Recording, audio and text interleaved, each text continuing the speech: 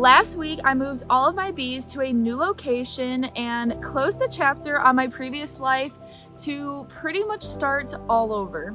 A couple weeks ago, I posted a video in a bee yard that didn't quite look like my own. So this is what my bee yard actually looks like.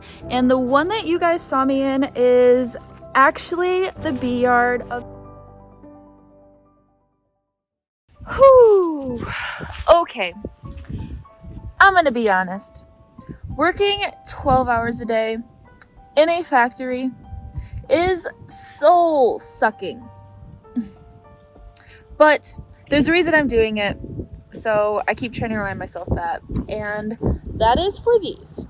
But good news is I finally got switched to first shift, so I can finally be a human again.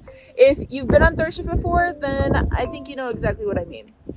But anyways, okay, so the reason I'm doing this video today is because I need to clear up the air a little bit, because some of you don't like suspense or surprises, so I need to tell you guys whose bee yard this is, who is the queen breeder I teamed up with, and who is the guy in my last video.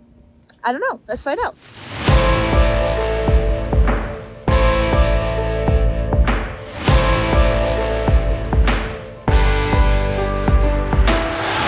Oh, hey! And look!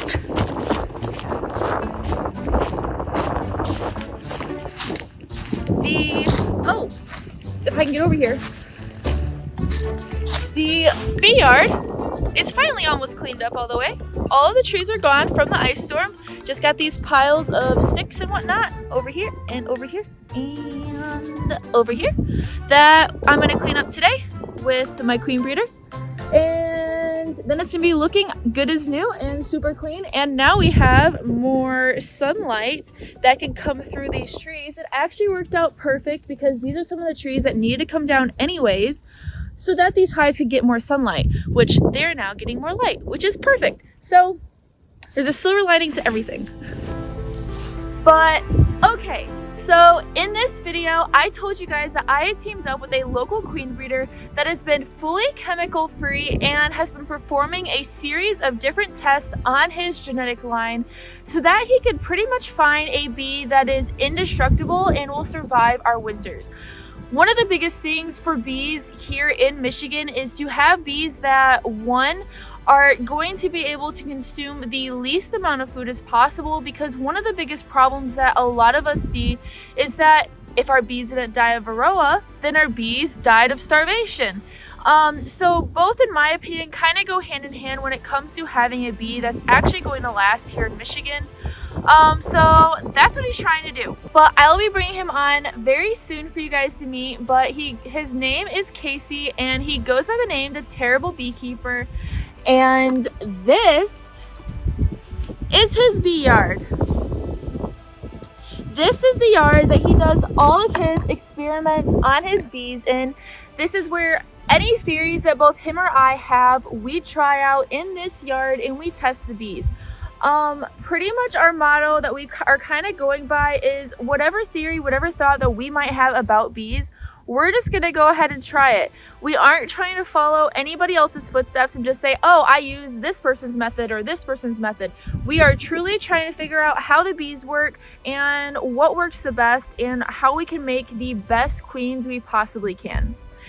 So you're probably wondering, why him? Why did I pick him? And the main reason for that is because him and I both have the same goals in the same path in beekeeping. In terms of trying to improve queens the best that we possibly can.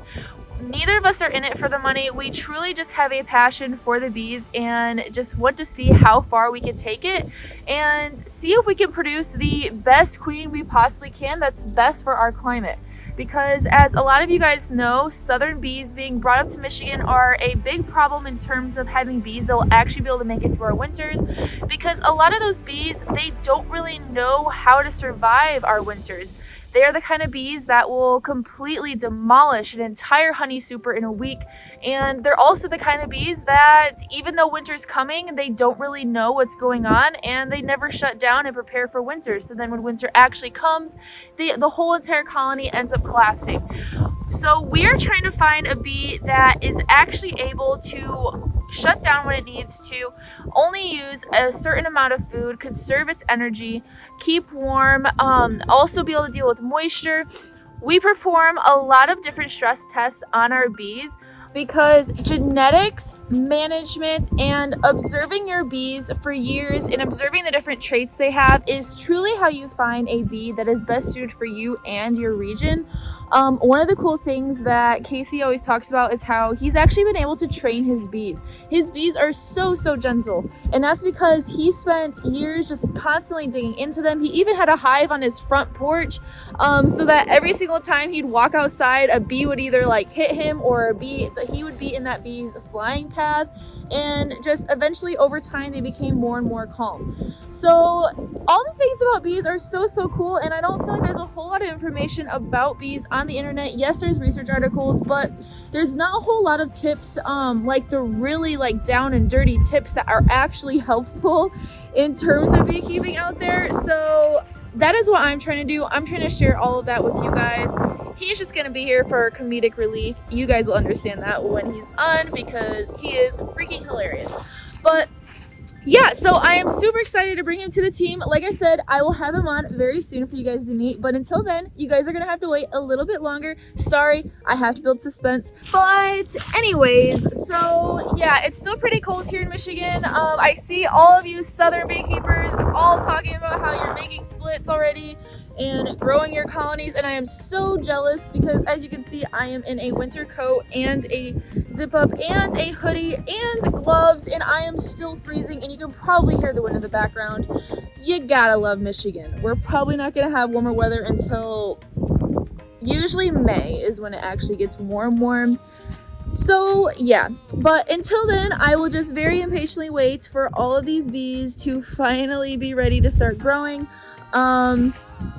And yeah, but I just wanted to clear up the air a little bit on whose bee yard this is, who's my queen breeder, all this stuff that you guys have been asking. So I hope you guys are happy, and yeah.